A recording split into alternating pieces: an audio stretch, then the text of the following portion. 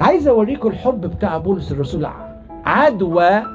عدوى مقدسة من حب معلمنا بولس الرسول لرب المجد. يعني تخيلوا كده لما نقعد شوية كده مع معلمنا بولس الرسول ونشوف ازاي بيتكلم عن ربنا، وازاي بيقول: من يفصلنا عن محبة المسيح؟ أشد أم ضيق أم اضطهاد أم عري أم سيف؟ فهذه جميعها يعظم انتصارنا بالذي أحبنا. لما نشوف معلمنا بولس الرسول كده يقعد يتكلم عن الحب بينه وبين ربنا، يلهب قلب كل الناس اللي حواليه.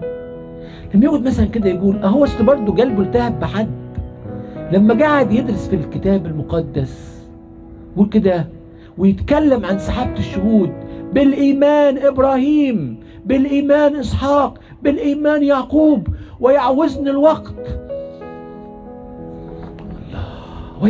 الوقت إن أخبرت عن جدعون وبراق ويفتاح وصمائيل. إيه ده؟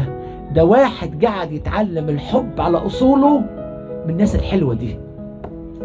مش احنا قاعدين قدام التلفزيون 24 ساعة وقدام الموبايل 24 ساعة ونشوف المسلسلات الفلانية والتركية والهندية نتعلم ايه؟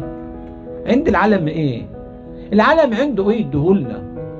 يدينا ايه العالم؟ ده عالم عطشان، ده عالم غرقان، ده عالم تعبان. هيدينا ايه؟ هيصدر لنا التعب بتاعه واليأس بتاعه والحزن بتاعه والشهوة بتاعته. لكن بولس كان ناصح